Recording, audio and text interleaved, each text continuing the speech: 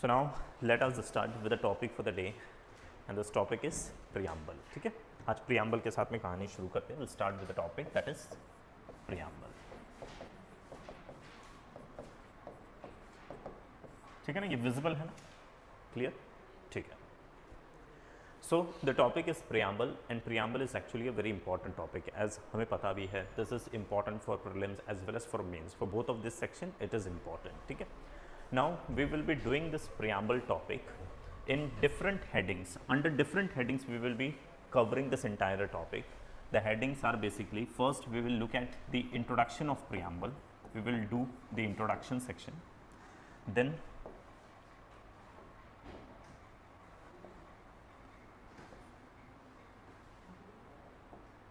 ये रखता हूँ.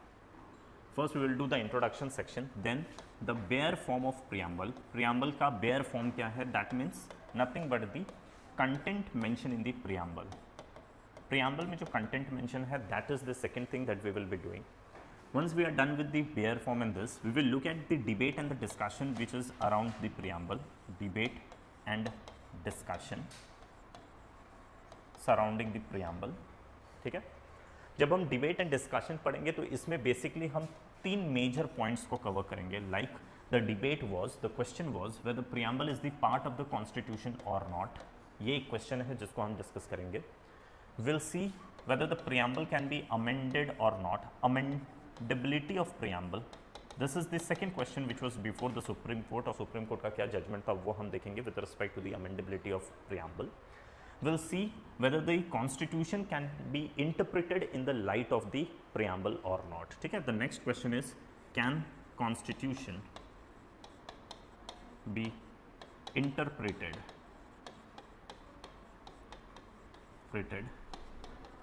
in the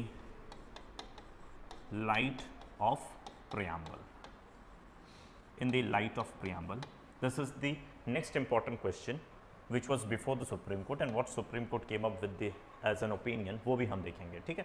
So preamble में first we'll start with introduction of preamble, then preamble का जो bare form, जो आप वो preamble का copy देखते हैं उसमें क्या लिखा हुआ है, क्या important content है, वो हम देखेंगे.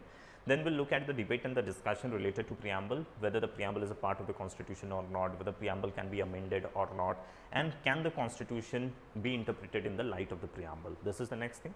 Once we are done with this, then we will see at the significance of the preamble. What is the significance of preamble? Significance of preamble. Once we are done with this, then we'll look at the different terms of preamble. Terms like sovereign, socialist, secular, democratic, republic. ये जो terms है, वो terms का meaning क्या है, उसका मतलब क्या है, ये हम करेंगे. Once we are done with this, उसके बाद में हम basic कुछ miscellaneous information करेंगे related to preamble. And then finally हम एक इंपॉर्टेंट चीज में कंटेंट क्या है वो भी देखेंगे, and that is the objective resolution. Objective resolution, what is mentioned in objective resolution, even this is the thing that we will be looking into. So with this much of headings या with this much of content we will be done with the preamble. Preamble पूरा का पूरा इतना ही है. Once we are done with this, उसके बाद आप लोग इसको बस एक बार रिवाइज करिएगा, take out the previous year question paper और उसको सॉल्व करके देखिए. ऑलमोस्ट आप 100% सारे के सारे क्वेश्चन सॉल्व कर देंगे, एवरी इंटायर इन्फॉर्मेशन. ठीक है. चलिए, so now let us start with the discussion for the day. So starting with the very first thing, that is the introduction of preamble. आइए कहानी की शुरुआत करते हैं with the introduction of preamble. अब preamble की introduction, ये पूरी स्टोरी अच्छे से समझ लीजिए, बिकॉज एक स्लाइड पर मैं जो इन्फॉर्मेशन दूंगा ये पूरा अच्छे से इंट्रोडक्शन को कवर कर देगा. ठीक है. See, there was a date called 13th of December 1946. This is the date. ठीक है. इस डेट को क्या हुआ था, एक पर्सन थे जिनका नाम था पंडित नेहरू, पंडित जवाहरलाल नेहरू. ठीक है. इन्होंने क्या किया, इस बिल्डिंग में, दिस इज गोलावाला इज द बिल्डिंग, जिस बिल्डिंग का नाम है Constituent Assembly, right, Constituent Assembly. इन्होंने क्या किया, in this Constituent Assembly he introduced a piece of paper. इन्होंने एक पीस ऑफ पेपर को इस हाउस में इंट्रोड्यूस किया. ठीक है. इस पीस ऑफ पेपर में कुछ आइडियाज़ लिखे हुए थे, कुछ वैल्यूज़ लिखे हुए थे. कुछ वैल्यूज़ है, राइट, कुछ आइडियाज़ लिखे हुए हैं। And Nehru ji said that these are the ideas which we will take care while framing और वाइल ड्राफ्टिंग द कॉन्स्टिट्यूशन। मतलब इसमें जो आइडियाज़ लिखा होगा, फॉर एग्जाम्पल इक्वालिटी, तो जब कॉन्स्टिट्यूशन बनाएंगे तब हम ध्यान रखेंगे कि हमें इक्वालिटी को सेंटर में रख के हमारे आर्टिकल्स बनाने हैं। इसमें लिखा होगा फ्रेटर्निटी, भाईचारा, तो हम जब कॉन्स्टिट्यूशन बनाएंगे तो ध्यान रखेंगे कि भाईचारा की विचारधारा है उसमें। इसमें लिखा होगा जस्टिस, तो हम ध्यान रखेंगे कि जस्टिस वाली चीज़ों को केयर करके हम कॉन्स्टिट्यूशन बना रहे हैं, ठीक है। मतलब हम इसको ध्यान में रख के अपना कॉन्स्टिट्यूशन बनाने वाले हैं। तो these are what, these are the values, ideas, इन्हीं चीज़ों को बोला जाता है कॉन्स्टिट्यूशन का ऑब्जेक्टिव। ये कॉन्स्टिट्यूशन के कुछ ऑब्जेक्टिव्स हैं जो 13 दिसंबर 1946 को पंडित जवाहरलाल नेहरू ने इस हाउस में, दैट इज कॉन्स्टिट्यूएंट असेंबली में इंट्रोड्यूस किया था, ठीक है। And because of this particular piece of paper is called objective resolution, we call it objective resolution. Why resolution? Because ये रेजोल्यूशन का मतलब होता है कोई प्रण लेना, कोई कसम खाना, वैसा वाला चीज़। तो इन ऑब्जेक्टिव्स को लेकर कॉन्स्टिट्यूएंट असेंबली एक कसम खा रही है, एक रेजोल्यूशन ले रही है कि हम इन आइडियाज़ के बेसिस पे अपने कॉन्स्टिट्यूशन को ड्राफ्ट करेंगे, राइट। सो इसीलिए इस पेपर को क्या कहा जाता है, objective, because objectives are mentioned. Resolution मतलब आप प्रण लेते हैं, हाउस एक तरीके से ये प्रॉमिस ले रहा है कि इन्हीं आइडियाज़ के बेसिस पे हम कॉन्स्टिट्यूशन बनाएंगे, ठीक है। So Nehru ji introduce this piece of paper on 13 December 1946, but इसके ऊपर डिस्कशन हुआ कि हमें ये कसम खाना चाहिए कि नहीं खाना चाहिए, खाना चाहिए कि नहीं खाना चाहिए। डिस्कशन होते होते फाइनली सभी मेंबर्स लोग ने इसको एक्सेप्ट किया था। इट वाज एक्सेप्टेड, एक्सेप्टेड बोलिए या एडॉप्टेड बोलिए, एडॉप्टेड ऑन 22 जनवरी 1947, ठीक है। So on 22nd of January 1947, all the members of the Constituent Assembly, they accepted this particular piece of paper and the ideas which are mentioned in this piece of paper कि भाई इसी ideas के basis पे we are ready, we will be making the constitution, ठीक है, clear?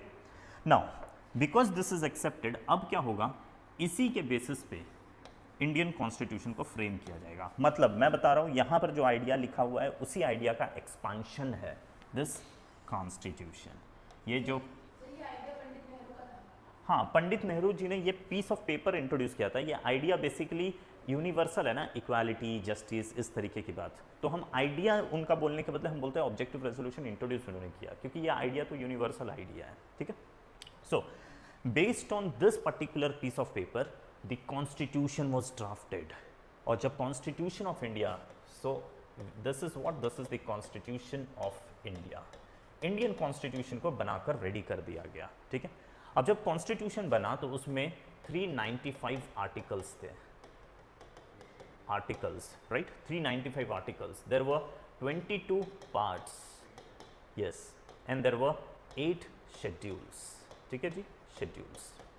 अब इतने सारे कंटेंट के साथ, because of this much of content, the Indian constitution was the lengthiest constitution of the time, lengthiest constitution of the time. In fact, Indian constitution is the lengthiest constitution even in the present time, ठीक है। Indian constitution दुनिया का सबसे lengthiest constitution है, ठीक है। अब constitution तो बन गया, इतना lengthiest constitution बन के रेडी हो गया। अब constitution makers लोगों के सामने एक क्वेश्चन आया। क्वेश्चन क्या था कि क्या इंडियन पब्लिक इतने मोटे डॉक्यूमेंट को पढ़ेगी? Will they read this constitution? See, it is actually the moral obligation of all of us to know the constitution. Take an example of this classroom. इस classroom के stakeholders कौन है? आप as a student, you people are the stakeholder. Me as a faculty, I am a stakeholder. फिर staff members लोग, all people are the stakeholder in this institute. अब ये institute में बिकॉज मल्टीपल पीपल लोग हैं, सब लोग स्मूथली काम करें, इसलिए इस क्लासरूम का या इस इंस्टीट्यूट का एक रूल्स एंड रेगुलेशन होता है, ठीक है।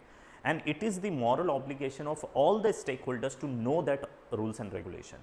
अगर आपको वो rules and regulation नहीं पता है और आपने कुछ गलत कर दिया तो आप एक्सक्यूज़ ये नहीं दे सकते कि मुझे रूल पता ही नहीं था, इसके लिए मेरे से गलती हो गया, अगर पता होता तो मैं नहीं करता, तो वो एक्सक्यूज़ एक्सेप्ट नहीं किया जाता है।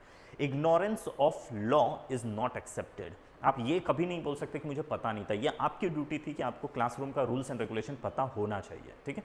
वैसे ही देश के कॉन्स्टिट्यूशन, मतलब देश के जितने भी लोग हैं, ये सभी लोगों की ये रिस्पॉन्सिबिलिटी होती है कि आपको कॉन्स्टिट्यूशन पता होना चाहिए, ठीक है। सो हम सबको कॉन्स्टिट्यूशन पता होना चाहिए, लेकिन आज के प्रेजेंट सिनेरियो में constitution is known by only some group of people who belong to some specific profession, like for example कोई अगर सिविल सर्विस की प्रिपरेशन करना है, only these people they read the constitution. Second, जो lawyer है सिर्फ वो रीड कर रहा है, उसके अलावा अगर किसी को देखेंगे कोई कॉन्स्टिट्यूशन तो पढ़ता ही नहीं है। बट ये मॉरल ऑब्लिगेशन हर किसी का है कि सबको कॉन्स्टिट्यूशन पता होना चाहिए, राइट। बट कॉन्स्टिट्यूशन मेकर्स लोग ने जब इतना मोटा डॉक्यूमेंट दैट इज कॉन्स्टिट्यूशन, इतनी मोटी इतनी बल्कि डॉक्यूमेंट बनाकर जब उन्होंने रेडी कर दिया, इसके बाद उनके सामने एक सबसे बड़ा क्वेश्चन यह आया कि क्या इतना मोटा डॉक्यूमेंट हमारे देश की आम नागरिक, क्या इन लोग पढ़ेंगे इसको, क्योंकि ये उनके लिए तो बहुत मोटा डॉक्यूमेंट है। भाई will they read this? So the answer was कि इतना मोटा डॉक्यूमेंट कोई नहीं पढ़ेगा। आप एक काम करो, इस पूरे मोटे से डॉक्यूमेंट को समराइज कर दो एक पेज में। If you have the capacity to summarize this entire information in one single page, it is only then that the people will read it. Otherwise इतना मोटा डॉक्यूमेंट कोई पढ़ेगा ही नहीं, राइट। सो अब क्वेश्चन था इसको समराइज करने के लिए, तो कॉन्स्टिट्यूएंट असेंबली ने क्या किया, अब ये बनने के बाद में फिर इसको समराइज किया। They summarise this entire information in one single page. तो ये पेज को आप क्या बोलेंगे? This is nothing but the summary. ये है summary of the constitution. Can I say this as a summary of the constitution, right. अब सवाल था कि ये समरी आप रखेंगे कहाँ पर, वेयर विल यू प्लेस? क्या हर चौराहे पे लगा देंगे लोगों के पढ़ने के लिए? कहाँ लगाएंगे? तो कहा गया भाई will do one thing, we will place this summary at the very starting of the constitution, so that if a person purchase this constitution and for any reason is not able to read the entire document, will at least go through the first page and will get to know about the constitution, ठीक है। सो कहा गया कि इसको हम सबसे starting में लगा देते हैं, कॉन्स्टिट्यूशन के सबसे स्टार्टिंग में। और जब किसी भी चीज़ को आप सबसे स्टार्टिंग में लगा देते हैं और वो पूरे कॉन्स्टिट्यूशन का एक आइडिया आपको दे रहा है, तो आप उसको इंट्रोडक्शन ऑफ कॉन्स्टिट्यूशन भी तो बोल सकते हैं, right. So this is also called as the introduction of the constitution, है ना। Agree with this? This is the introduction of the constitution as well. So the same piece of paper is the summary of constitution. The same piece of paper is introduction to the constitution. Do you agree? Next is, ये जो introduction वाला page है front में लगा हुआ है, किसी भी बुक का पहला पेज जो पूरे बुक का इंट्रोडक्शन देता है, उस पेज को हम क्या बोलते हैं? इंडेक्स। नहीं, इंडेक्स तो चैप्टर को कैटेगराइज करके बताता है। प्रियम्बल तो ऑफिशियल टर्म हो गया। इन जनरल प्रीफेस, किसी भी बुक के इंट्रोडक्शन को, समरी को जो टॉप में लगाया जाता है इंट्रोडक्शन के फॉर्म में, उसको कहा जाता है प्रीफेस, ठीक है जी। So the same document is introduction, summary, preface. And remember, किसी भी लीगल डॉक्यूमेंट के प्रीफेस को प्रियम्बल कहा जाता है, राइट। किसी भी लीगल डॉक्यूमेंट के प्रीफेस को प्रियम्बल कहते हैं। So this is also the preamble.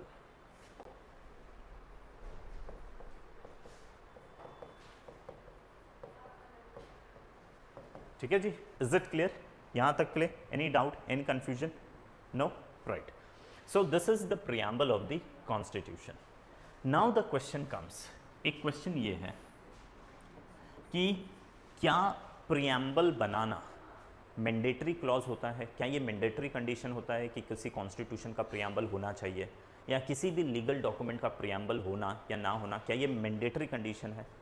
तो देखिए, preamble रखना is not the mandatory condition. Is it mandatory to have the preamble of any legal document, be it constitution or any other legal document? कोई law होगा, preamble constitution होगा, किसी का भी, क्या preamble उस document का preamble होना, is it the mandatory condition? The answer is no.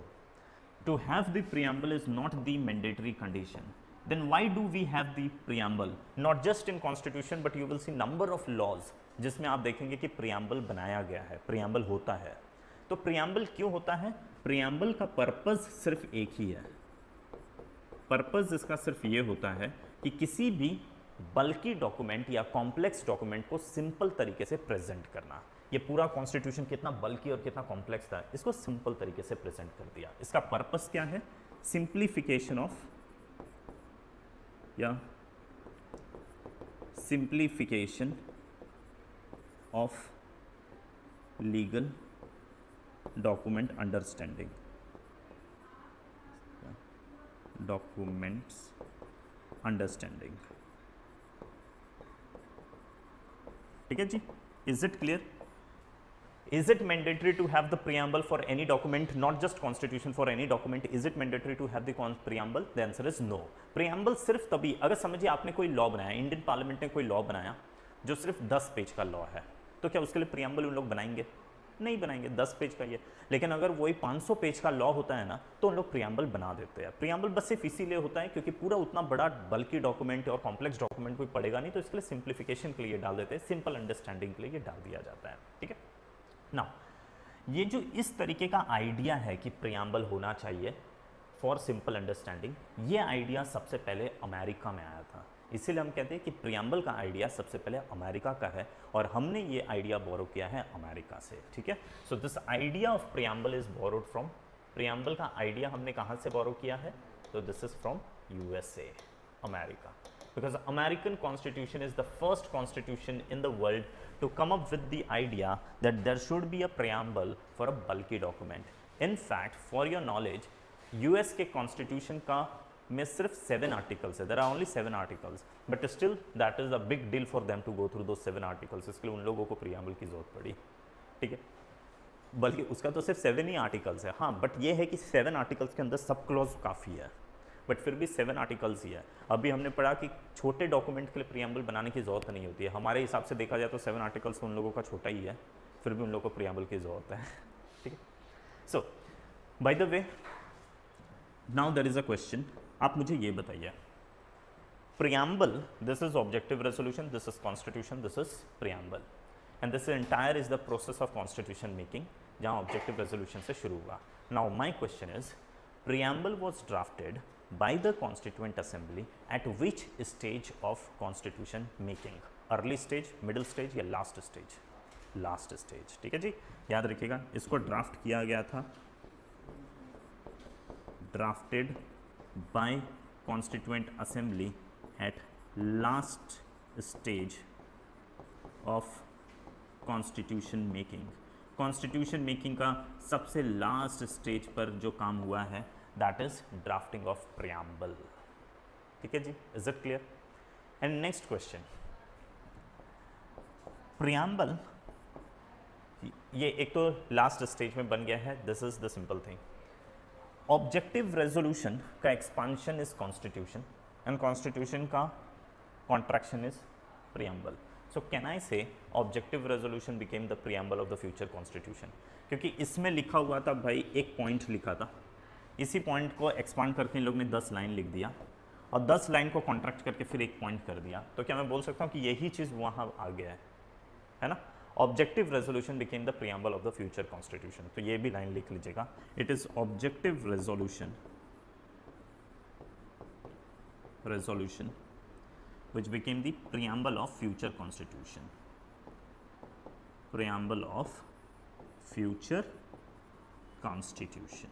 ठीक है, हाँ जी, objective resolution became the preamble of future constitution. Future में जो हमें कॉन्स्टिट्यूशन मिला वो और कुछ नहीं, ऑब्जेक्टिव रेजोल्यूशन का ही एक अलग रूप है, is the other you can से the version, the different version of the preamble, I mean objective resolution. ठीक है, सो this is the introduction of preamble. Preamble का इंट्रोडक्शन वाला सेक्शन खत्म। मैं एक बार फास्ट आपको रिवाइज करके बता देता हूँ। On 13th of December 1946 it was Pandit Jawaharlal Nehru ji who introduced a piece of paper in the Constituent Assembly. This piece of paper contained certain values and the ideas which was supposed to be the base or the bedrock for the future constitution. This particular ideas and the value was accepted by the Constituent Assembly on 22nd of January 1947, and this is called objective resolution. Now, based on this objective resolution, the Constitution of India was drafted by the Constituent Assembly. It contained 395 articles, 22 parts, 8 schedule, and with this much of content, it was the lengthiest document of that time. Agree with this, right? Now, this much of lengthy, I mean this document, such a lengthiest document, is it possible for the general public to go through it? No. It is only certain section of the people, I mean the people who have some relation with the constitution, their working is related to constitution, like the people of legal fraternity, like the people of administrative service, these type of people obviously they will go through. कितना भी मोटा हो उन लोग को तो पढ़ना ही पड़ेगा, तो they will go through. But what about the other section of the people? Will they read this document? The question was no. तो ये क्वेश्चन था कि will people read? Obviously the answer was no. It was very difficult. So now the question was, anyhow we need to summarize this document because this is too bulky. So summarize कर दिया in one single page, and this summary का copy was placed at the very starting of the constitution. So when you place the summary at the very starting, that by default becomes the introduction of the whole document, of that entire document. ठीक है? So this is nothing but the introduction of the constitution as well. And this particular introduction, whenever you have any document, कोई भी document, उसका जो introduction या summary होता है, that is the preface. And in the legal sense, your preface of any legal document is called preamble. ठीक है? Now the question comes कि for any legal document, not just the constitution, even for the other legal document, like कोई general law होगा, कोई ordinary law है, क्या for any legal document is it mandatory to have the preface? Preface को ही कहा जाता है preamble. So is it mandatory to have the preamble? The answer is no. Preamble is only drafted or only drafted for the purpose to make that legal document a simple document. So whenever the document is too bulky, बहुत ज़्यादा pages है, बहुत complex है, तो in general public नहीं पढ़ पाएगा, तो वो जनरल पब्लिक ईजिली उसको समझ सके, ईजिली पढ़ सके, इसके लिए प्रियम्बल बनाया जाता है. तो इमेजिन करिए if there is a law which is of 10 या 12 पेजेस का, तो उसके लिए प्रियम्बल नहीं बनेगा. लेकिन अगर कोई भी लॉ होता है जो बहुत ज़्यादा पेजेस का है, तो वहाँ पर प्रियम्बल बनाया जाता है. ठीक है? और बिकॉज हमारा कॉन्स्टिट्यूशन भी बहुत ज़्यादा बल्कि है, तो इसके लिए बनाया गया. ठीक है? नाउ प्रियम्बल का ये कॉन्सेप्ट कि बल्कि डॉक्यूमेंट को सिंप्लीफाई करो एक सिंगल पेज में, ये वाला कॉन्सेप्ट अमेरिका में सबसे पहली बार डेवलप हुआ. हैंस हम कहते हैं कि प्रियम्बल का idea came from USA and we have borrowed this idea from USA. ठीक है? In India, this drafting of preamble, it took place at the very last stage of the constitution making. Of course, this was also drafted by the Constituent Assembly, but at the very last stage of constitution making, right? And this objective resolution became the preamble of the future constitution. Okay, ji? So we are done with the introductory portion. This particular section is done. Okay, ji? Clear? Now let us move to the next part, that is the content of the preamble. Preamble का content क्या है वो देखिए. So the next heading is content. Contents of the preamble, या फिर आप बोलिए the bare form of preamble. Now we are looking at the bare form of preamble. अच्छा, एक चीज और मैं आपको यहां बता देता हूं वर्बली. इसको कॉन्स्टिट्यूशन की स्टार्टिंग में डाल दिया. अब कोई भी जनरल पब्लिक पढ़ सकता है, लेकिन पढ़ने के लिए उसको कॉन्स्टिट्यूशन इतना मोटा डॉक्यूमेंट परचेस करना पड़ेगा, तभी तो वो पढ़ेगा. अब ये कौन परचेस करने के लिए बैठा है? पढ़ना ही नहीं है तो परचेस क्यों करे? इसीलिए गवर्नमेंट ने क्या किया, एक काम करते हैं कि लोग, ये भी तो होगा कि परचेज ही नहीं करेगा, तो इस पीस ऑफ पेपर को, समरी को, जितनी भी गवर्नमेंट की टेक्स्ट बुक होती है फर्स्ट स्टैंडर्ड से 12th स्टैंडर्ड तक, सबके स्टार्टिंग में डाल दो कि 12 साल बुक जब पलटेगा तो कभी ना कभी तो नज़र जाएगा प्रियम्बल पे, कभी ना कभी तो पढ़ेगा, और उसके थ्रू उसको कॉन्स्टिट्यूशन के बारे में एक रफ आइडिया आएगा. ठीक है जी? यही पर्पस है कि हम एनसीईआरटी और ये सब जो गवर्नमेंट टेक्स्ट बुक होता है उसके स्टार्टिंग में प्रियम्बल डाल देते हैं. ठीक है? बिकॉज वी वॉन्ट कि everyone must know about the constitution. ठीक है? अब आइए, so now looking at the bare form of preamble. If you look at the bare form of preamble, उसमें कुछ चीज़ बड़ा सिस्टमैटिक तरीके से लिखा हुआ है. देखिए, सबसे पहला 4 इंपॉर्टेंट कंटेंट है इन प्रियम्बल.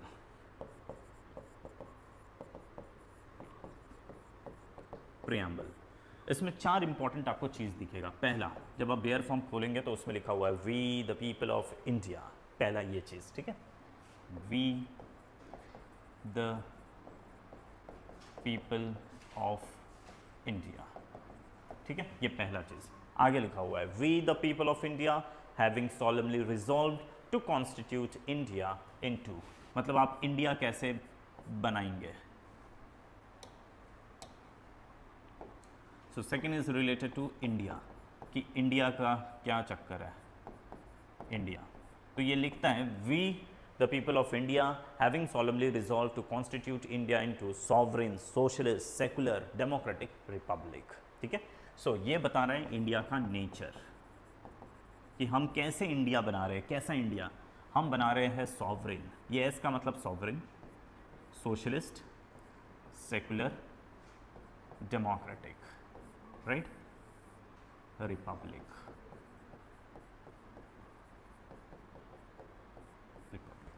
अगर आपने देखा होगा उसमें डेमोक्रेटिक के बाद में कॉमा नहीं है, there is no comma after democratic, secular democratic republic. तो हमारा देश कैसा है, हमारे देश का नेचर कैसा है, तो हमारा देश रिपब्लिक है, लेकिन कैसा रिपब्लिक है, तो सॉवरेन सोशलिस्ट सेकुलर डेमोक्रेटिक, ऐसा रिपब्लिक है। मैंने कहा कि आप ह्यूमन बीन हैं, लेकिन कैसे ह्यूमन बीन है, अच्छे है, पोलाइट है ना, और बहुत ही हम्बल है, तो ये मैं आपके एग्जेक्टिव बता रहा हूँ।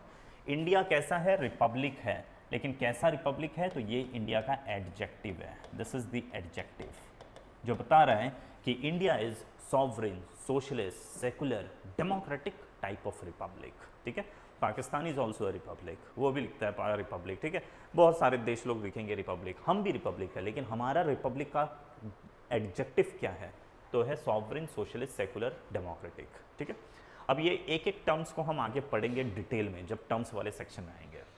अब आप नेक्स्ट आगे अगर बेयर फॉर्म को पढ़ेंगे then you will see, starting में लिखा है we the people of India having solemnly resolve to constitute India into sovereign socialist secular democratic republic and to give to its citizen, citizen को क्या देंगे, citizen को क्या देंगे, and to give to its citizen justice, justice, liberty, equality and fraternity। ठीक है जी, and to give to its citizens। So preamble mentions कि we the people of India have solemnly resolved to constitute India into, मतलब India कैसा हम बनाएंगे, एक Republic है जो सॉवरिन है, सोशलिस्ट है, सेकुलर है, डेमोक्रेटिक है। This is the executive. Executive India के नेचर को बता रहा है। And to give to its citizen justice, liberty, equality and fraternity. What type of justice, तो जस्टिस में लिखा हुआ है social, economic and political justice. ठीक है, देन लिबर्टी कैसा, liberty of thought, expression, belief, faith and worship. Right, liberty of thought, सोचने की आज़ादी, एक्सप्रेशन, एक्सप्रेस करने की आज़ादी, बिलीफ, कुछ भी बिलीव करने का, फेथ एंड वर्शिप। ठीक है, so liberty of thought, expression, belief, faith and worship, ये सिटीजन्स को दिया जाएगा, कॉन्स्टिट्यूशन के प्रियम्बल में लिखा हुआ है। ठीक है, देन इक्वालिटी, इक्वालिटी कैसा, equality of status and opportunity.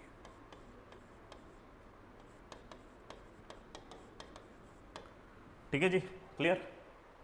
And then comes the fraternity, fraternity में आता है dignity of individual and unity and integrity of nation, unity and integrity of nation. ठीक है जी, clear. By dignity of individual, देश में fraternity आएगा, तो fraternity constitution gives to its citizen कि भाई आप सब में भाईचारा होगा, राइट, लेकिन वो कैसे, हाँ, ब्रदरहुड होगा। कैसे होगा, तो बाय इंश्योरिंग द डिग्निटी, सबकी डिग्निटी मेंटेन होगी तो ऑटोमेटिकली ब्रदरहुड होगा। ठीक है, and unity and integrity of nation. So ये तीन चीज हमें दिख गया, first, second, third, and now comes the fourth thing. This preamble में मेंशन है कि in our constituent assembly, in our constituent assembly, right, हमने क्या किया, we adopted in our constituent assembly on 26th day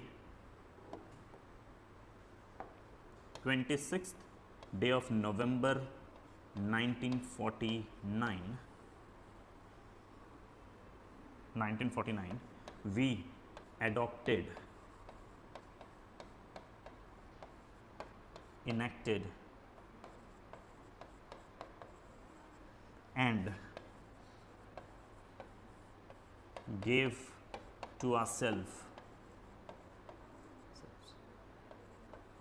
this constitution। ठीक है, this is what is mention in the bare form of the preamble. Preamble का bare form देखिए, बस उसमें यही चीज़ लिखा हुआ है, 4 इंपॉर्टेंट चीज़।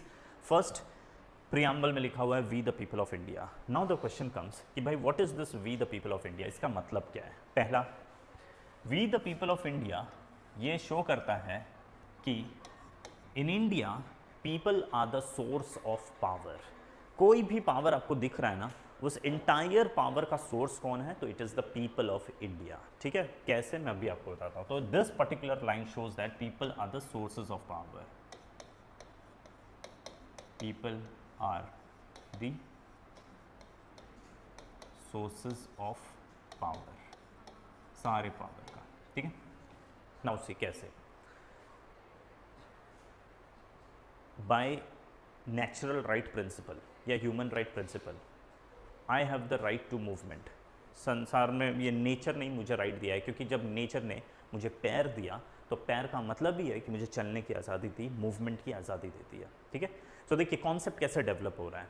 सबसे पहले शुरुआत में अगर एंशिएंट एज में देखेंगे तो ह्यूमन बीइंग के पास कोई राइट्स नहीं माना जाता था। ठीक है, divine right of king and human beings they were not having any right. समय चेंज हुआ, एनलाइटनमेंट का फेज आया, नए नए राइट्स का इमर्जेंस हुआ, ह्यूमन राइट, नेचुरल राइट। फिर कहा जाने लगा कि because people are born as a human being, they enjoy certain rights which are interested to them by the nature. Nature ने ही दिया है। जैसे because I am born as a human being और मेरे पास पैर है, इसका मतलब है I have the right to move. ठीक है, लेकिन अब अगर मैं कहीं पर भी मूव करने लग जाऊंगा तो हर जगह कहीं भी घुस गया, पैर है भाई, कहीं पर भी जा सकता हूँ, और बोल बोल के कहीं पर भी चले जाऊंगा, तो इससे लोगों का, दूसरों का राइट्स भी तो हार्म होगा। किसी की राइट टू प्राइवेसी हार्म हो जाएगी, कहीं पर कुछ केओस मच जाएगा, दुनिया भर के प्रॉब्लम हो सकते हैं। अगर मैं एकदम ही यही बात कहना चालू कर दूंगा कि मेरे पास पैर है तो मैं कहीं पर भी जा सकता हूँ, राइट, तो ये तो गड़बड़ हो जाएगा। तो क्या हुआ, हम सब लोग, और सेम चीज़ आप लोगों के ऊपर भी है कि इवन यू पीपल में डू दिस। पैर है भाई, कहीं पर भी चले जाएंगे। अब कोई पैर है, क्लासरूम के अंदर ही घुस गया, भाई मेरे पास पैर, मैं आ जाऊँगा, ऐसा थोड़ी होता है, क्लासरूम डिस्टर्ब हो जाएगा। तो केओस ना मचे, इसके लिए कुछ नियम कायदा होना चाहिए। तो हम सब लोग ने मिलकर आपस में डिसाइड किया कि हम एक काम करते हैं, हम अपने कुछ राइट्स को, हम एक आदमी को एज अ मॉनिटर इलेक्ट करते हैं, right, and let that monitor decide the rules and regulation for us. और वो बोलेगा कि नहीं, क्लासरूम में कोई अंदर घुसेगा नहीं, जब क्लासरूम चल रही है तब कोई भी दूसरा आदमी अंदर घुसेगा नहीं, तो भले उसके पास पैर है, उसको बाहर ही रुकना पड़ेगा। ठीक है, और ये सब हम लोग ने कलेक्टिवली डिसाइड किया। कलेक्टिवली हम सब ने डिसाइड किया कि भले ही हमारे पास राइट है मूवमेंट, तो क्या हुआ, बट चलो हम एक काम करते हैं, we give our right to the monitor, and now monitor will say कि हम कब जा सकते हैं, कहाँ जा सकते हैं, कहाँ नहीं जा सकते, और जो भी वो बोलेगा विल एग्री टू दैट। ठीक है, तो ये मॉनिटर को ये डिसाइड करने का राइट किसने दिया, हम लोगों ने दिया। अब मॉनिटर बोलता है कि चालू क्लास में कोई बाहर का आदमी घुसना नहीं चाहिए। ठीक है, तो अब वो बाहर का आदमी घुस पाएगा नहीं, और अगर घुसेगा तो उसको पनिश किया जाएगा। ठीक है, तो अब ये जो मॉनिटर हम सबको गाइड कर रहा है, ये उस पावर के बेसिस पे जो पावर हमने उसको दिया है। ठीक है, तो यही है देश में प्रधान।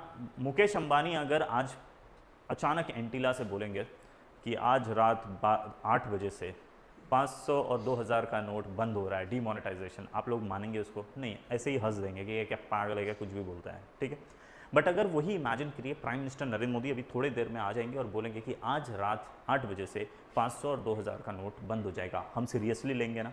लेंगे। मुकेश अंबानी ने बोला तो हमने सीरियसली नहीं लिया, लेकिन प्राइम मिनिस्टर मोदी बोल रहे तो हम सीरियसली ले रहे हैं। क्यों? क्योंकि हमने मुकेश अंबानी को ये अथॉरिटी ही नहीं दिया कि तुम हमको गाइड करोगे, है ना, तुम हमें डायरेक्ट करोगे, ये अथॉरिटी हमने आपको दिया ही नहीं है। हमने प्राइम मिनिस्टर को ये अथॉरिटी दिया है कि भाई अब आप जैसा बोलोगे हम उसके अकॉर्डिंगली चलने के लिए रेडी है। तो प्राइम मिनिस्टर को ये जो अथॉरिटी दिया, ये किसने दिया है? हमने दिया है, right. So all the power originally belong to we people, but to live smoothly, to live in this civilised society, it is important कि आप कुछ पावर गिव अप कर देंगे एक अथॉरिटी को डिसाइड करने के लिए, और फिर जब अथॉरिटी डिसाइड करेगा अकॉर्डिंगली वी वर्क, राइट। सो इंडिया में जितनी भी पॉलिटिकल ऑफिस है, प्राइम मिनिस्टर हो, प्रेसिडेंट हो, वाइस प्रेसिडेंट हो, कोई भी हो, दुनिया भर का चीज़, कोई ऑफिसर भी हो, इन लोग जो डिसीजन लेते हैं, ये डिसीजन लेने के लिए उनको पावर किसने दिया है? It is we the people. हमने उनको ये अथॉरिटी दे दिया है कि प्राइम मिनिस्टर जी आप बोलिएगा, उन्होंने बोल दिया कि आज से लॉकडाउन है तो कोई बाहर नहीं निकल सकता, तो पुलिस बहुत मारता है। लेकिन वही इमेजिन करिए कि मुकेश अंबानी एंटीला से बोलेंगे कि अभी 2 घंटे बाद से लॉकडाउन लग जाएगा, आप लोग सीरियसली लेंगे? नहीं, क्योंकि हमने उनको वो अथॉरिटी दिया ही नहीं है। ठीक है, so it is we the people जिन्होंने सारे पॉलिटिकल ऑफिस को अथॉरिटी दिया है टू डायरेक्ट अस। ठीक है, सो आज पॉलिटिकल ऑफिस के पास पावर किसकी वजह से गया है? हमारे वजह से, हमने दिया है। तो we are the real source of power. ठीक है, सो यही लाइन इंडिकेट करता है, we the people of India. This indicates that in India people are the real source of power, the power which lies with any of the authority in India. वो सारी authority को power किसने दिया है? We the people of India. ठीक है, and इसी चीज को कहा जाता है, जो भी सोर्स ऑफ पावर होता है उसको कहा जाता है पॉलिटिकल सॉवरेन। जो भी पॉलिटिकल ऑफिस है उसको हमने दिया है पावर, यानी वी आर सॉवरेन। अगर हम वो पावर खींच देंगे तो वो ऑफिस गया, हमने पावर दिया है तभी वो ऑफिस पावरफुल है। ठीक है, तो इसीलिए कहा जाता है कि people are political sovereign in India. Right, इसका ही मतलब होता है पॉलिटिकल सॉवरेन। ये टर्म अगर आ जाए तो उसका मतलब यही है। तो इसका मतलब ये हो गया कि पीपल क्या है? People are political sovereign in India. Sovereign, political sovereign है, और इसको या फिर ऐसा बोलिए political sovereignty in India lies with people. ठीक है, people are the political sovereign. तो हमने जिसको ऑथराइज किया है वो ही पावर सेंटर माना जाएगा, हमने जिसको पावर दिया वही पावर हाउस माना जाएगा। ठीक है, और वो हमारे ऊपर डील करेगा। इसी से रिलेटेड एक दूसरा टर्म होता है, बस सिर्फ एक टर्म याद रख लीजिए, there is a term called legal sovereign. ठीक है, there is another term called legal sovereign.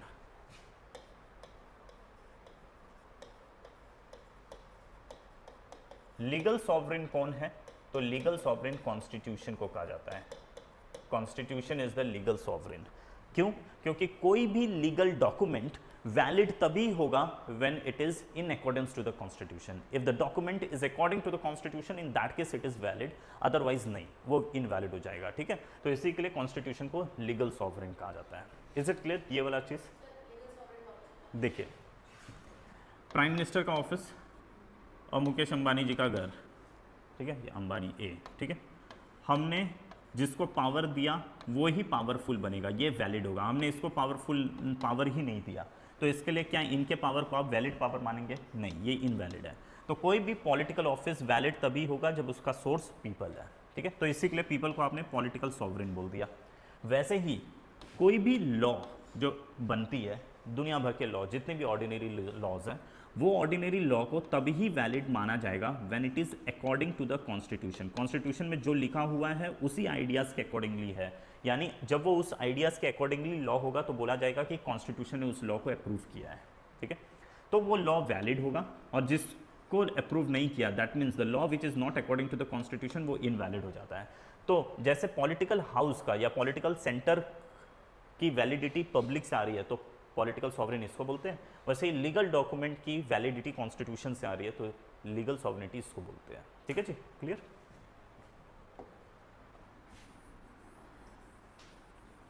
देखिए, so this is legal sovereignty, right.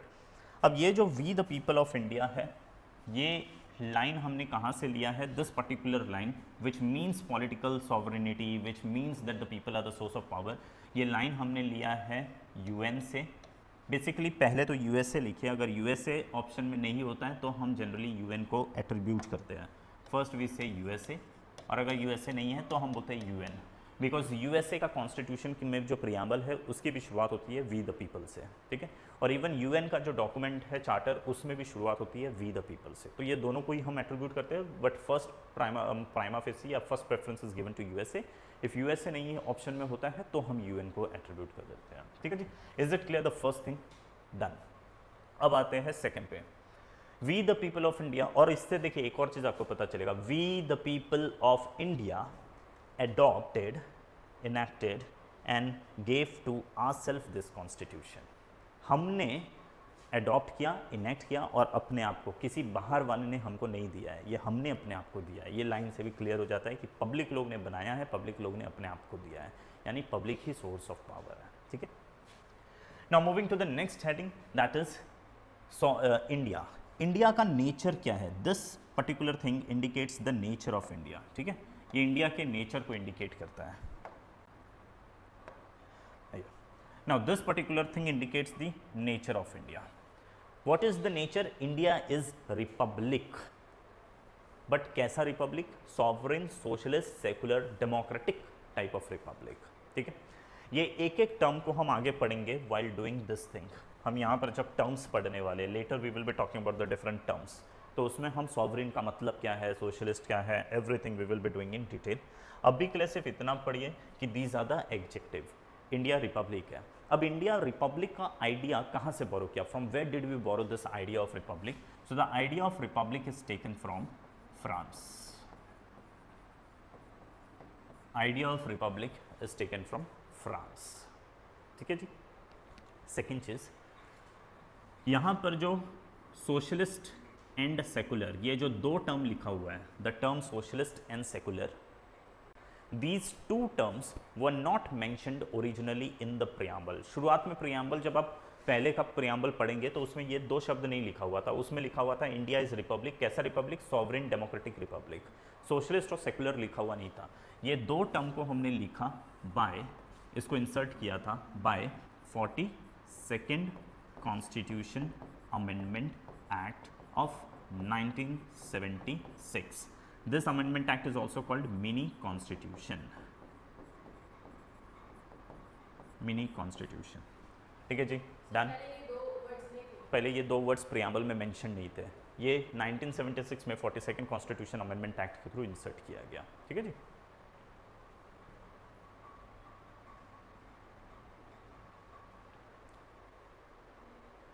Clear? अब आगे बढ़ते हैं। अच्छा, ये सारे टर्म्स को हम पढ़ेंगे, डिटेल में पढ़ेंगे। What is sovereign, socialist, secular, democratic, ये सारे चीज़ों को हम डिटेल में आगे पढ़ने वाले हैं। नाउ पब्लिक को क्या देने वाले हैं?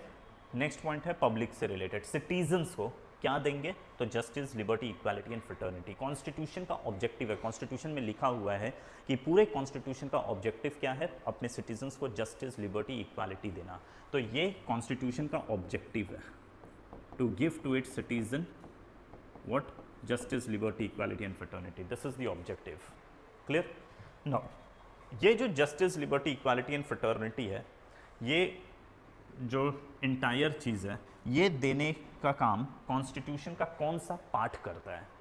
There are some parts of Indian Constitution which work together to provide these things to the citizens of India. Right? वो कौन से पार्ट है? तो part number 3, part number 4 and part number 4A। 3 का मतलब फंडामेंटल राइट्स, 4 का मतलब directive principle of state policy, and there is a part called 4A fundamental duties. These are the 4 parts which works together to provide these things to the citizen. तो यानी जब आप ये 3 topic complete करेंगे, उसके बाद हम वापस आएंगे प्रियम्बल पे, और तब मैं आपसे बोलूँगा कि आपने वो 3 टॉपिक पढ़ लिया ना, अब बताइए पब्लिक लोगों को जस्टिस मिल रहा है कि नहीं? तो आप बोलेंगे हाँ, देयर इज़ बाय DPSP से तो सोशल जस्टिस मिल रहा है। मैं बोलूँगा इकोनॉमिक जस्टिस मिल रहा है कि नहीं? तो हाँ, हमने DPSP में पढ़ा था, इन DPSP उसके थ्रू लोगों को इकोनॉमिक जस्टिस तो मिल रहा है। राइट? पॉलिटिकल जस्टिस, हाँ हमने फंडामेंटल राइट्स पढ़ा था, तो by fundamental rights now we can say कि yes people are getting the political justice. ठीक है। Similarly liberty of expression, belief, faith, worship, ये सब मिल रहा है कि नहीं? तो आप बोलेंगे हाँ फंडामेंटल राइट्स में हमने आर्टिकल 25 से लेकर 28 पढ़ा था, and by that we get to know कि yes people are getting this liberty. ठीक है। या liberty of thought, expression, belief, faith, ये इवन दो है, fundamental right to freedom of speech and expression, उसके थ्रू भी मिल रहा है। ठीक है।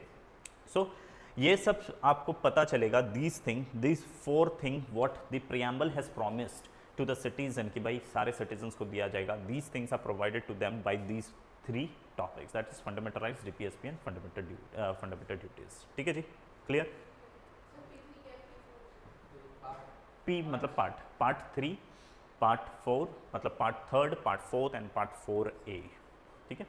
और उसका नाम क्या है? टाइटल है fundamental rights, directive principle of state policy and fundamental duties.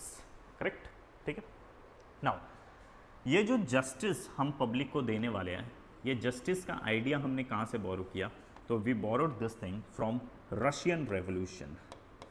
Russian revolution 1917 का है। There is a Russian revolution 1917, उसी के बाद में रशिया में सोशलिज्म की एक्सपांशन मतलब शुरू होता है, राइट। और सोशलिज्म बात करता था जस्टिस क्या, तो रशिया से ही the idea of justice emerge हुआ, ठीक है जी। The idea of justice is borrowed from USSR, Russia लिख लीजिए। और वहाँ पर कब ये डेवलप हुआ था, तो वहाँ पर हुआ था बाय रशियन रेवोल्यूशन 1917, ठीक है। Russian revolution 1917, clear. Then liberty, equality and fraternity, ये तीन आइडिया हमने बोरो किया है फ्रांस से, ठीक है। It is taken from France. France में रेवोल्यूशन हुआ था, French revolution, right, agree. French revolution of 1789, 1789 में फ्रेंच रेवोल्यूशन, और उसी फ्रेंच रेवोल्यूशन से इमर्ज हुआ idea of liberty, equality and fraternity. Indian constitution ने दिस आइडिया को बोरो किया है, the idea of liberty, equality and fraternity from the French revolution, और फ्रांस यू कैन से, जहाँ पर फ्रेंच रेवोल्यूशन 1789 से, ठीक है जी। हाँ जी, हमने बहुत सारा चीज़ बोरो ही किया है, almost majority of the section we have borrowed. और ये एक इंपॉर्टेंट क्वेश्चन भी है कि क्या हम इंडियन कॉन्स्टिट्यूशन को द बैग ऑफ बोरोइंग्स बोल सकते हैं। तो शुरुआत में होता है कि हाँ, लेकिन उसको हमें जस्टिफाई इससे भी करना पड़ता है कि बिकॉज इंडियन कॉन्स्टिट्यूशन बहुत लेट स्टेज में बना और उससे पहले सारा चीज़ डेवलपमेंट हो चुका था, तो बिना मतलब का मेहनत क्यों करने का, जब ऑलरेडी सब चीज़ रेडी है तो वो अडॉप्ट करने में क्या जाता है, पहला चीज़। सेकेंड चीज़, हमने एज इट इज़ कुछ बोरो नहीं किया, हमने जो भी चीज़ बोरो किया उसमें हमारे सोसाइटी को सूट होने के लिए मॉडिफिकेशन किया है। तो this is the thing that makes our thing unique. Like for example हमने सोशलिज्म बोरो किया, लेकिन सोशलिज्म सेम फॉर्मेट में नहीं, हमारे इंडिया का सोशलिज्म इज़ वेरी डिफरेंट। हमने सेकुलरिज्म अगर लिया तो सेकुलरिज्म इज़ वेरी डिफरेंट, ठीक है। तो ये सब जो आइडिया होता है, क्योंकि हम बहुत ही लेट स्टेज में प्रिपेयर हमने हमारा कॉन्स्टिट्यूशन किया, तो ऑब्वियस सी बात है कि हमें बोरो ही करना पड़ेगा, लेकिन बोरो भी एज इट इज़ नहीं है, मॉडिफिकेशन के साथ है। एंड नेक्स्ट चीज़, इंडिया का तो कल्चर है, culture of diversity, culture of assimilation, ये हमारा कल्चर है। दुनिया में जहाँ पर भी कुछ अच्छाई होगा उसको बोरो करिए, अगर आप में कुछ बुराई है उसको दूर करिए, और दुनिया में जहाँ पर भी कुछ अच्छाई, स्वामी विवेकानंद कहते थे कि हमें वेस्टर्न कल्चर से भी सीखना चाहिए। If there is anything good in the western culture then we must not shy to borrow that thing. तो ये हमारा तो कल्चर है कि जहाँ पर भी अच्छाई है, अच्छाई हर जगह, हम तो हर जगह अच्छाई देखते हैं इसके लिए वहाँ से अच्छाई बोरो करते हैं, ठीक है जी, ऐसा। So we borrowed this idea of liberty, equality and fraternity from the French revolution, ठीक है जी, यहाँ पर कंप्लीट। अब स्विच करते हैं फोर्थ हेडिंग पे। This is in our constituent assembly on 26 of November 1949, ये डेट आपको याद रखना है। इस दिन क्या हुआ था, हमने अडॉप्ट किया, इनैक्ट किया and gave to ourselves this constitution, ठीक है। अब एडॉप्शन एंड इनेक्टमेंट में फ़र्क क्या होता है, देखिए, there is a difference in the three term. एक होता है एडॉप्ट करना, इनैक्ट करना एंड एनफोर्स करना। ये तीनों में फ़र्क क्या है, राइट। कोई भी डॉक्यूमेंट, समझिए पार्लियामेंट ने आज एक लॉ बनाया, ठीक है। लॉ जो उन लोग लाते हैं वो in the form of bill होता है, राइट। वो बिल को जब हाउस पास करता है जिस दिन, तो कहा जाता है उस दिन उस बिल को अडॉप्ट कर लिया गया। यानी when the bill is accepted by the legislature then that particular time it is said कि the bill has been adopted. फिर बिल जाता है प्रेसिडेंट के पास, प्रेसिडेंट जब साइन करते हैं तो बोलते हैं इनेक्ट हो गया, और उस बिल में लिखा हुआ रहता है कि किस दिन से ये लागू होगा। तो जिस दिन से लागू होता है उसको कहा जाता है एनफोर्स होना, ठीक है। तो इन एडॉप्शन का मतलब होता है acceptance bye the legislature, acceptance bye the legislature. And यहाँ पर कॉन्स्टिट्यूएंट असेंबली, अगर कॉन्स्टिट्यूशन है तो कॉन्स्टिट्यूएंट असेंबली, और नॉर्मल लॉ के केस में लेजिस्लेचर। जिस दिन लेजिस्लेचर बिल को एक्सेप्ट कर लेती है, बिल को एक्सेप्ट कर लेती है मतलब पास कर देती है, जिस दिन बिल को इन लोग पास करते हैं उस दिन बोला जाता है the bill has been adopted, ठीक है। फिर जब किसी भी बिल को असेंट मिल जाता है, when bill receives the assent of the president, कोई भी बिल जब प्रेसिडेंट का असेंट रिसीव करता है तो उस टाइम पर क्या आ जाता है, at that particular time on that particular date the bill has been enacted, ठीक है। And then comes the enforcement. Enforce कब होता है, जब से बिल लागू हो जाता है, कमेंसमेंट, जब से डेट ऑफ कमेंसमेंट होता है, date of commencement, commencement of जो भी वो एक्ट है वो या फिर कॉन्स्टिट्यूशन, ठीक है। सो हमारा जो प्रियम्बल है, प्रियम्बल इन दो डेट्स के बारे में मेंशन करता है। This particular thing is mention in preamble, enactment का thing is mention in preamble. और क्या है this date? This date is 26th of November, 26th of November, 26th November 1949। इसका डेट क्या है? 26th of November 1949, ठीक है। और एन दोनों सेम है, इसलिए यहाँ पर लिखा हुआ है ना, सी वी एडॉप्टेड एंड इनेक्टेड, दोनों ही चीज़, दोनों सेम ही डेट पे है, ठीक है। हाँ, और एनफोर्समेंट कब हुआ है? 26 जनवरी, 26th of Jan 1950। अच्छा, एनफोर्समेंट का डेट लिखा हुआ है प्रियम्बल में, date of enforcement 26th of January, ये लिखा हुआ है? नहीं लिखा है।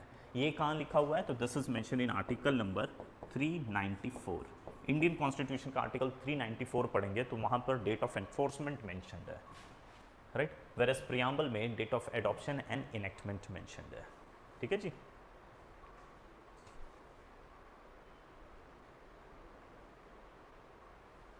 ठीक है, अच्छा एक, ठीक है, ये पहले लिख लीजिए, एक चीज़ और बता दो,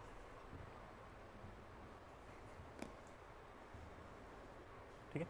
यहाँ पर एक चीज़ और लिख लीजिए, this term the integrity, even this was not mentioned originally, इसको भी इंसर्ट किया गया था, this was added by 42nd constitution amendment act of 1976।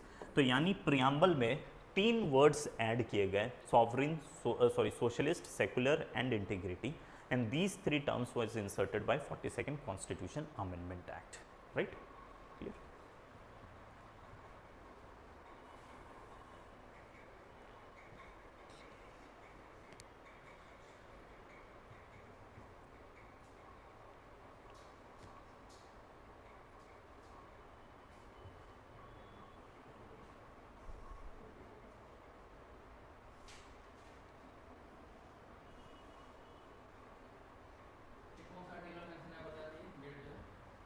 ये 394, सॉरी, आर्टिकल 394, ठीक है जी।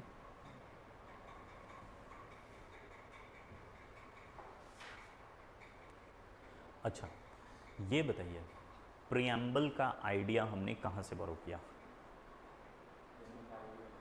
यूएसए से, परफेक्ट। यूएसए से हमने प्रियम्बल का आइडिया बोरो किया, क्योंकि यूएसए का constitution is the first constitution to come up with a preamble.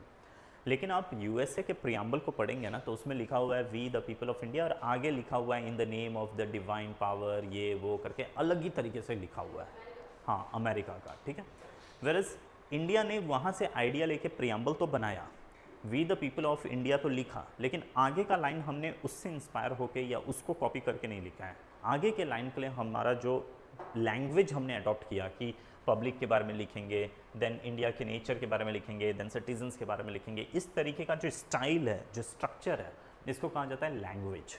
So the language of preamble is taken from Australia, ये हमने ऑस्ट्रेलिया से लिया है, ठीक है, याद रखिएगा। इस प्रियम्बल का लैंग्वेज ये हमने कहाँ से बोरो किया है? From Australia,